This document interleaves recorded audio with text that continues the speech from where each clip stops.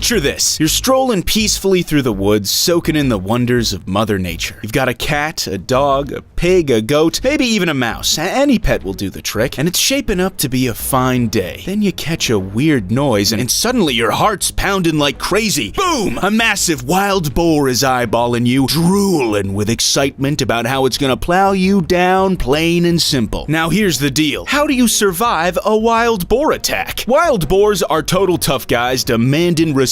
As close as they might be to regular pigs, they're even closer to your worst nightmares. Picture this. They've got longer legs, darker fur, and bodies that can weigh up to 300 pounds or more. Imagine a pig on steroids turned into a bulldozer on legs. That's right on target. They dig hanging out in forests, but lately they've decided cities are more their style. They've started tearing through urban areas in Europe, scavenging for food and causing a real ruckus. And if you cross their path, you're just plain dumb. It's like you've swiped their ham and cheese sandwich. They're gonna break you in return. Now, you might be thinking, how fast can wild boars run? 30 miles an hour. That's faster than Usain Bolt. So if your plan was to outrun them, congrats. You've just earned yourself a pair of broken legs. Alright, so what's the move if a wild boar decides you're its next ticket to the afterlife? First off, zip it. Shouting and your dogs barking up a storm can drive them nuts and totally trigger the boar, which will happily shut you up with some brute force. In 2020, this dude in Montgomery, Texas woke up around 4 a.m. because his two dogs were going ballistic. When he went to check it out, his floodlights revealed a wild boar. An invisible fence was keeping the dogs safe when the wild boar tried to wreck them. Then the boar spotted the guy and was like,